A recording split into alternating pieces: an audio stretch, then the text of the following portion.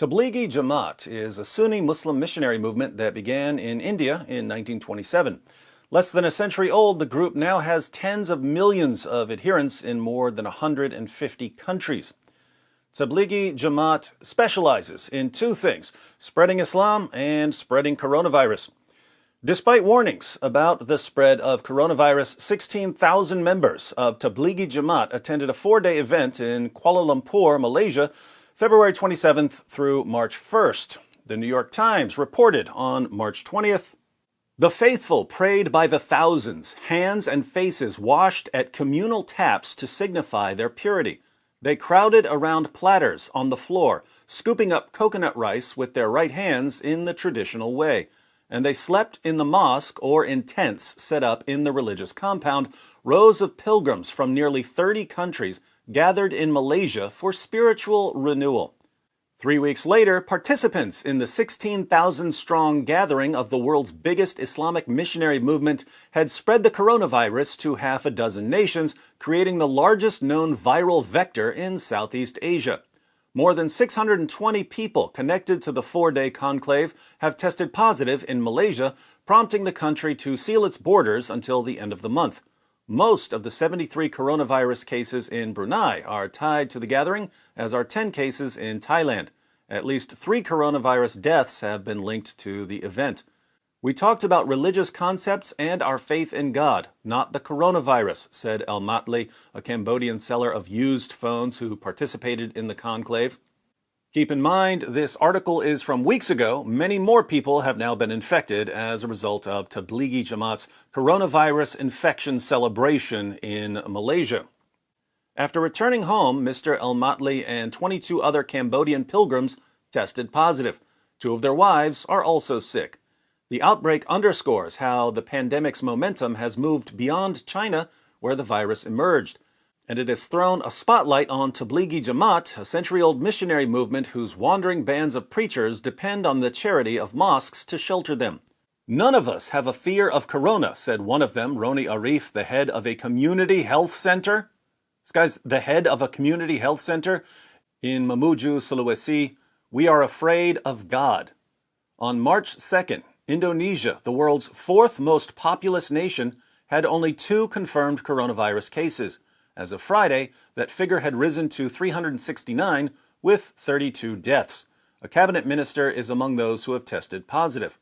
"All sickness and all health is from God," said Mr. Roni, who is employed on the local level by the Ministry of Health. "Whatever happens to us is God's will." Whatever happens to us is God's will. Well, it's apparently Allah's will that Tablighi Jamaat spreads coronavirus all over the planet, because that's what the organization is doing. On March 11th, more than 150,000 members assembled on the outskirts of Lahore, Pakistan, for a 3-day event.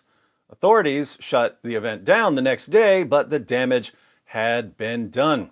The New York Times reported on March 26th, "A gathering of more than 150,000 people was held this month on the outskirts of Lahore by Tablighi Jamaat, one of the world's largest proselytizing groups. The event was eventually called off at the urging of officials, but the participants had already come, sleeping and eating in close quarters. The gathering proved a perfect transmission point, infecting indeterminate numbers of Pakistanis, at least 2 Kyrgyz citizens, and 2 Palestinians who flew home and introduced the virus to the Gaza Strip. A similar gathering of Tablighi Jamaat in Malaysia infected more than 620 participants, who then returned to half a dozen countries across Southeast Asia." Notice, as Muslim preachers in Gaza were proclaiming that coronavirus is a soldier of Allah and insisting that Muslims were protected from coronavirus, members of Tablighi Jamaat were bringing coronavirus to Gaza. Even after Tablighi Jamaat spread coronavirus to numerous countries during the first half of March, organizers scheduled another international gathering in Indonesia for March 18th. Authorities demanded the event be canceled, and the organizers finally complied, but only after thousands of Muslims had again assembled. This brings us to India. The Washington Post reports, "The devotees came by the thousands from all corners of India and beyond, converging on a large white complex in a crowded quarter of Delhi to share a message of piety. When they left in the first weeks of March, they unknowingly carried the coronavirus with them. Gatherings last month at the headquarters of a prominent Muslim missionary group are emerging as India's first super spreader event, complicating efforts to control rising infections in this nation of 1.3 billion people. More than 400 confirmed cases and at least 10 deaths across the country, stretching from Tamil Nadu in the south to Kashmir in the north, have been linked to people who attended events at the Tablighi Jamaat center near a historic shrine in India's capital. The infections, which represent about a fifth of India's total cases, have sparked a frantic effort to track down anyone who attended the recent meetings. In at least 2 states, potential contacts are being traced using mobile phone location data. This article is 3 days old. Yesterday's figures suggest that around 30% of coronavirus infections in India can be traced back to Tablighi Jamaat. The activities of Tablighi Jamaat have emerged as a particularly potent vehicle for transmitting the virus. Founded in India nearly a century ago, the group has as many as 80 million adherents worldwide. It is built around small bands of itinerant missionaries who urge fellow Muslims to deepen their observance and model their lives directly on the ways of the Prophet Muhammad. The group eschews politics and, in theory, operates without formal record-keeping, said Barbara Metcalf, a prominent historian of South Asian Islam. It stresses proselytizing and travel, producing a state of vulnerability and uncertainty in which one learns to be dependent on God, Metcalf wrote.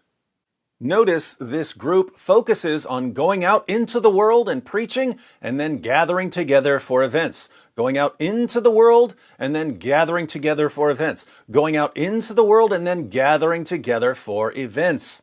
That is a recipe for spreading a disease like coronavirus. That's why Tablighi Jamaat is being called a super spreader. The Tablighi Jamaat cases in India may be linked to another religious gathering held by the same group in Malaysia. At the end of February, 16,000 people from numerous countries attended a multi-day Tablighi Jamaat event at a mosque in Kuala Lumpur. That gathering was the source of hundreds of coronavirus cases in Malaysia and dozens more in Brunei, Cambodia, Singapore, Sri Lanka, and Thailand. Cases have also emerged at a Tablighi center in Pakistan. By early March, missionaries from several Southeast Asian countries were in India. Nearly all of them passed through the bustling complex in Delhi's storied Nizamuddin district and then traveled on to different parts of India. Several of them later died, including a Filipino man and 6 Indonesians. One Indian who went home to Kashmir after participating in a 3-day event at the Delhi center also died. More recently, according to India's health ministry, more than 1,000 cases of coronavirus across 17 states have been linked to Tablighi Jamaat. Many members of the group are now complying with quarantines, but many are causing problems. In India, quarantined members of Tablighi Jamaat were reportedly harassing nurses and spitting on doctors. Female medical workers are now barred from working around Tablighi Jamaat members in certain areas. Fortunately, most of the group seems to be realizing that this isn't working out for them and that they need to do what they're told. But my goodness, look how much damage one religious movement did in a single month. If you're watching this video and you know someone from Tablighi Jamaat, please share this video with him or her because I'd like to address the group directly here. I'll try to be as gentle as possible considering how many countries are now battling coronavirus thanks to the followers of this movement. Here goes. Tablighi Jamaat. There were already a lot of people, especially in India, who didn't like you. Why, in the name of common sense, would you give them more reasons not to like you? I know you have tremendous faith in the most obvious false prophet in history. As we all know, your fake prophet said that there's no such thing as a contagious disease. Your fake prophet said that your fake God has already decided whether you're going to get a disease or not, so it doesn't matter what you do. Your fake prophet said that Muslims who die of plague are martyrs. Over the past month, you've seen some of the results of your obedience to your fake prophet. Members of your own group are dying specifically because they trusted Muhammad's false claims.